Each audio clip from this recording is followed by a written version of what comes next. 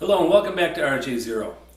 So today I'm going to give you my review of my new Gibson Les Paul Classic in the Olive Drab color that I purchased directly from Gibson.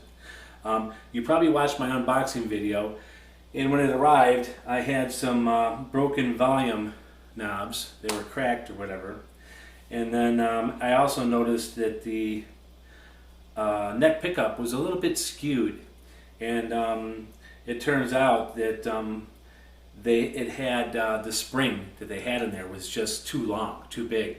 Like it was actually forcing the pickup on the left side to be pushed back. So just one of the sides, it was wrong. So Gibson, if you're listening, you know, your quality assurance, or especially whoever it was that put that spring on that pickup, you know, it was way too big. I mean, you could barely, with it scrunched all the way down, you could barely get the screw in to get it to start screwing down and lower or raise the pickup. So, I mean, literally, come on, quality assurance should be better than that. But anyway, you probably noticed. So what I did is I took, and I had some other top hat knobs that I put on here, and they weren't the reflector kind, so it kind of had the Gary Moore look for a little while. But Gibson sent me the replacements. So now I'm all set. I did take and I changed out the tuners on it. I don't like kidney tuners too much, and the kidney tuners on it, you know, they look kind of ugly to me. But anyway, I do like locking tuners. This is the first time I've tried the Clusin Revolution vintage style with the plastic keystone keys. I did notice right away that when I pulled the strings tight, locked them down, and then tuned up, that I lost a little bit of tone that I could hear from the guitar playing acoustically and through the amp. It kind of choked it out just a little bit. They didn't ring out as much. So when I put the strings on here, I let them wrap around one time rather than pulling completely tight. You know, I pull it tight and I pull it back about 1 fret worth, so it's like one wrap around the tuner up top, and now it sounds much better. So I don't know what it is about these particular locking tuners, but it sounds better if you get one wrap around the tuner rather than just pulling them tight. But the neck on this, for a slim taper, is not super slim. It feels really, really good. The nut, I did have to file. What I did is I picked up these Music Nomad. So I picked up these nut files from Music Nomad. And they are diamond coated. And they work really, really good. So I was able to file the nut slot just a little tiny bit that it needed. Sometimes my fingers are a little bit heavy, and you know, your lower cording can go a little sharp, but now they're perfect. So with just those few adjustments. So the pickups sound really, really good.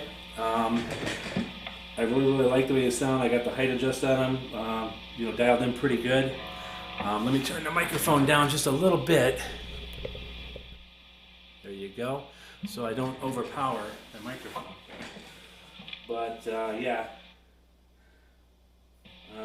these Burstbucker 61 sound really good.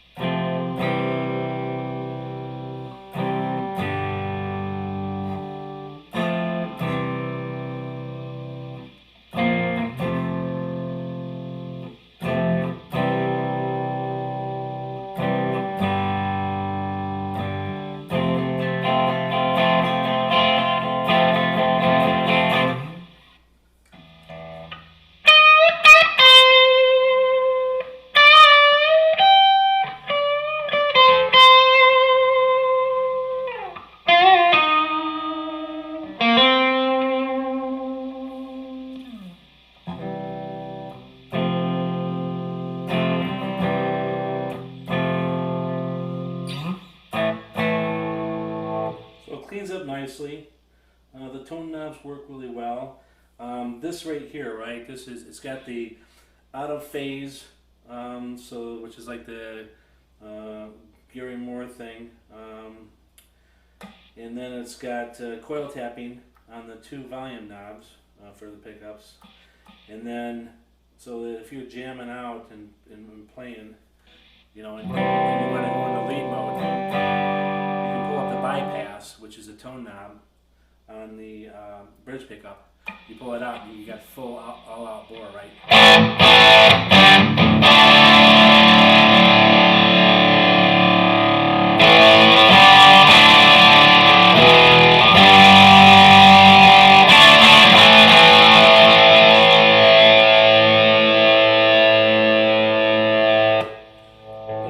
Even if you've got volume on 10 and the tone on 10, it's, you know, it seems like you get a little more. You hear that little extra?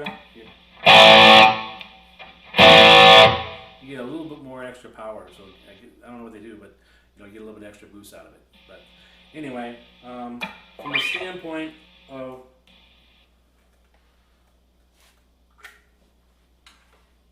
Gibson quality, the guitar is really good.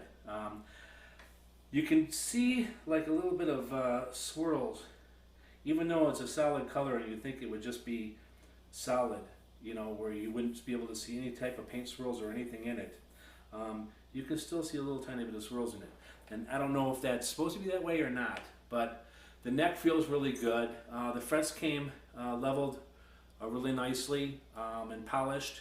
The frets are really good. I did make a slight adjustment on the truss rod to give it just a little bit more relief. It was a little bit too straight, just a tad bit. And then I had to raise the bridge up a little bit because the action was pretty low. Then I adjusted a couple slots, nut slots, and that's all I had to do. I did take the pickup in to the repair facility close by for Gibson and everything and had them take care of that spring for me, so that was no cost to me. You know, it was a necessity because you really couldn't adjust the pickup height at all. I mean, it was so tough and everything, and I didn't want to get in there and then realize it's not something that I could fix, so that's why I took it to them. So, but yeah, this is a great guitar. It really feels great, plays great, and the 61 pickups in it sound great. So if you're thinking about getting one of these, the price on these is still $22.99, which is a great price, because Les Paul Classics in translucent cherry and the other colors are up to $24.99 now. So this Olive Drab one is a really pretty color, a really great guitar. I took the pick guard off and I took the poker chip off because I think it looks better without all that. So, but anyway, so my new guitar, it's great. So now remember, please subscribe and hit the notification bar so that way you get notifications of all my new videos. You guys take care, okay? Enjoy your guitars.